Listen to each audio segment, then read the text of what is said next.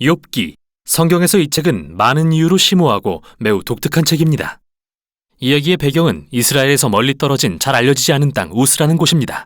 주인공인 욥은 이스라엘 사람도 아니고 저자는 익명이며 고대 역사에서 어느 시기의 이야기인지 정확한 설명도 없죠. 그런데 이 모든 게 의도적으로 보이는데요.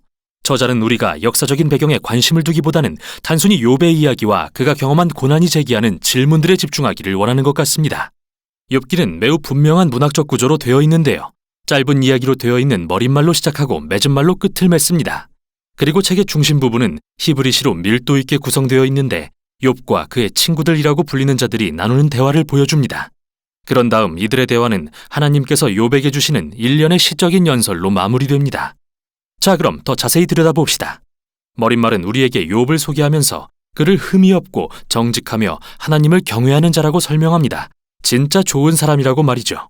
그런데 갑자기 장면이 하늘의 영역으로 이동하더니 하나님께서 천상의 존재들과 함께 회의를 열고 계시는 장면으로 바뀝니다. 이것은 구약에서 하나님께서 세상을 어떻게 다스리시는지 묘사하는 흔한 방법이죠.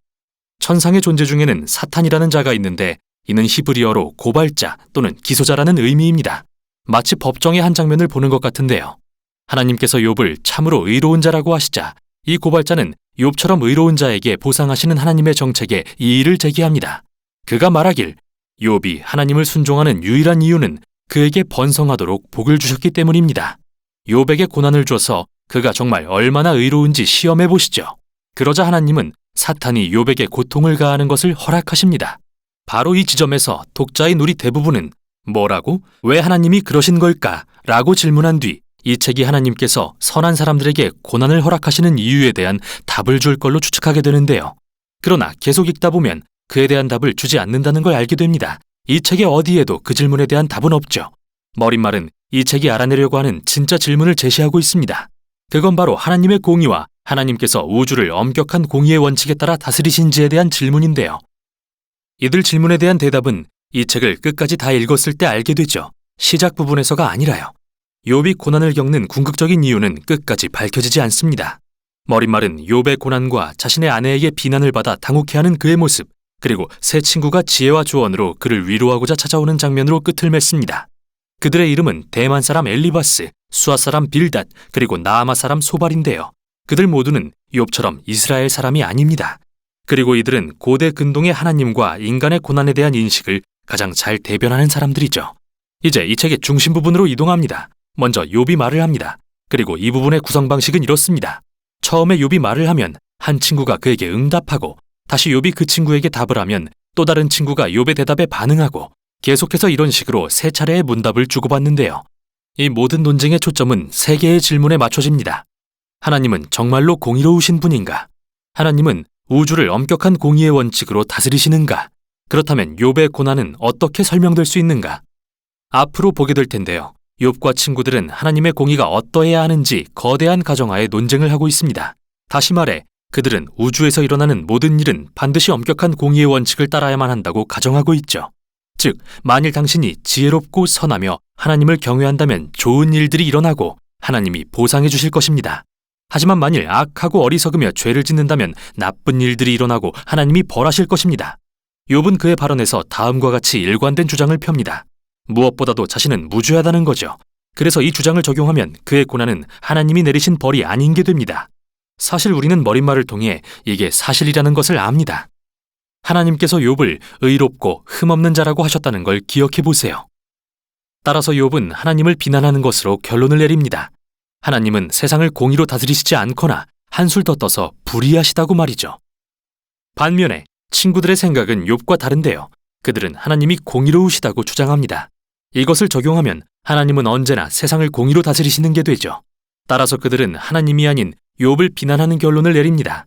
욥은 뭔가 정말 나쁜 일을 한 게 틀림없어. 그래서 하나님이 이렇게 벌을 내리시는 거야. 심지어 그들은 욥이 분명히 저질렀을 거라고 생각되는 죄들을 늘어놓기 시작합니다. 욥은 이 모든 것에 반박합니다. 사실 그는 친구들의 주장에 진저리가 나서 그들과의 논쟁을 그만두고 자신의 문제를 직접 하나님께 가져갑니다.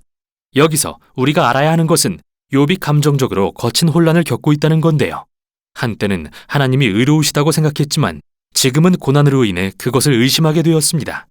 감정이 폭발한 욥은 하나님이 자신을 괴롭히신다고 비난하기도 하고 심지어 하나님이 세상의 모든 불의를 조정하신다고 주장하기도 하죠. 하지만 이런 생각을 하는 순간 그는 두려웠습니다. 하나님이 정말 의로우시길 바라고 믿고 싶었기 때문이죠. 욥은 이렇게 두서없는 말들을 하다가 마지막으로 자신의 무죄함에 대해 진술합니다. 그리고 하나님께 직접 나타나셔서 설명해 주시라고 요구하죠. 이때 뜻밖의 친구가 등장합니다. 바로 부스 사람 엘리후인데요. 그는 이스라엘 사람이 아니지만 히브리 이름을 갖고 있죠. 그리고 엘리후 역시 욥과 새 친구와 같은 가정을 합니다.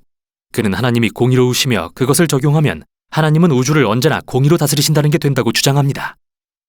그런데 엘리후는 선한 사람들이 고난받는 목적에 대해 더욱 정교한 결론을 도출합니다. 그것은 단지 과거의 죄를 벌하기 위해서가 아니라 하나님이 사람들이 미래의 죄를 짓지 않도록 경고하시는 것일 수 있으며 하나님은 고통과 고난을 통해 사람들의 성품을 빚으시거나 귀중한 교훈을 가르치실 수 있다고 말이죠. 엘리후는 왜 욥이 고난받는지 안다고 주장하지는 않지만 하나님을 불의하시다고 비난하는 건 분명 잘못이라고 말합니다. 그런데 욥은 엘리후에게 대꾸조차 하지 않고 대화는 끝이 납니다. 마치 고대의 지혜가 동원됐지만 수수께끼는 여전히 남아있는 것 같습니다. 이때 갑자기 하나님께서 회오리 바람처럼 나타나셔서 욥에게 개인적으로 반응하십니다.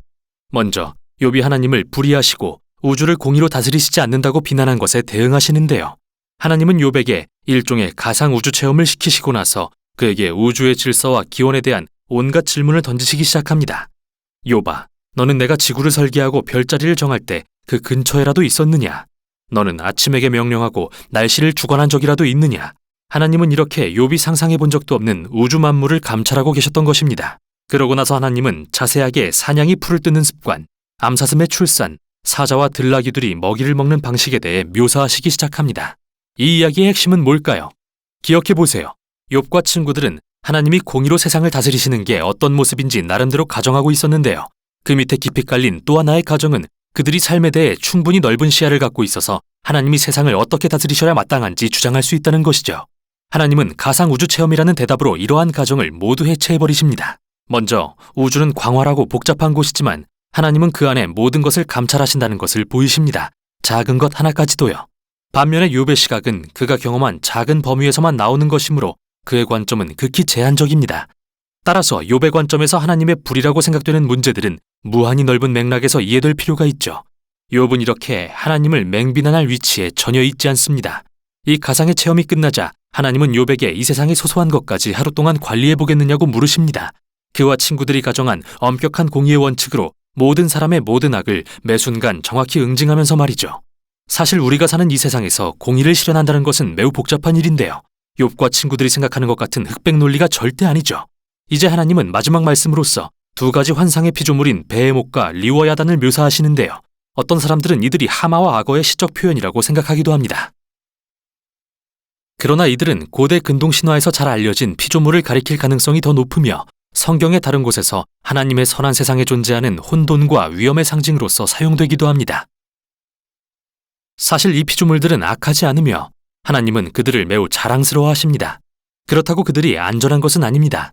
핵심은 하나님의 세상은 경이롭고 매우 선하지만 완전하거나 항상 안전하지는 않다는 것이죠. 하나님이 지으신 세상은 질서 있고 아름답지만 거칠고 때로는 위험하기도 합니다.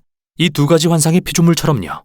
이제 다시 욥의 고난이라는 중요한 질문으로 돌아가 봅시다. 왜 하나님의 세상에 고난이 존재할까요? 지진, 야생동물 또는 다른 사람 등 고난의 출처를 불문하고 하나님은 그 이유를 설명하지 않으십니다.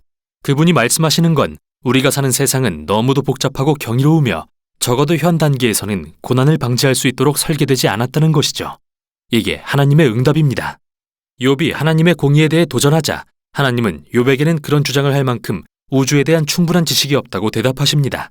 욥이 하나님께 자세한 설명을 요구하자 하나님은 욥에게 그분의 지혜와 성품을 신뢰하라고 요구하시죠. 그러자 욥은 겸손과 회개로 하나님께 반응합니다. 하나님을 비난했던 것을 회개하고 하나님의 영역을 침범했다는 것을 인정합니다. 그리고는 갑자기 짧은 맺은말이 나오며 결론을 맺습니다. 먼저 하나님은 욥의 친구들이 틀렸고 하나님의 공의에 대한 그들의 생각이 너무 단순해서 이 세상의 복잡성과 하나님의 지혜에 대해 옳게 설명할 수 없다고 하십니다. 그런데 하나님은 욥은 그분에 대해 바르게 말했다고 하십니다. 참 이상하죠. 욥이 했던 말이 모두 바르지는 않았는데 말입니다. 알다시피 욥은 성급하고 잘못된 결론을 내렸지만 하나님은 여전히 그의 고민과 수고를 인정해 주십니다. 욥이 정직하게 하나님께 나아와 감정과 고통을 토로하고 그분과 직접 대화하기를 원했던 것을 칭찬하시며 그렇게 기도로 몸부림치는 것이 이 모든 것을 통과하는 바른 방법이라고 말씀하십니다. 책의 결말에 이르러 욥은 잃었던 건강과 가족과 부 모두를 되찾는데요. 이건 선한 행실에 대한 보상이 아니라 오로지 하나님의 자비하신 선물입니다. 이게 바로 욥기의 결말입니다. 욥기는 왜 선한 사람에게 나쁜 일이 일어나는지에 대한 수수께끼를 풀어주지는 않습니다.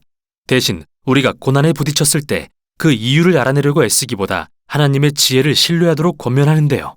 그 이유를 찾으려다 보면 욥의 친구들처럼 하나님을 단순화하거나 욥처럼 하나님을 비난하기 쉽기 때문입니다. 제한된 증거를 가지고 말이죠.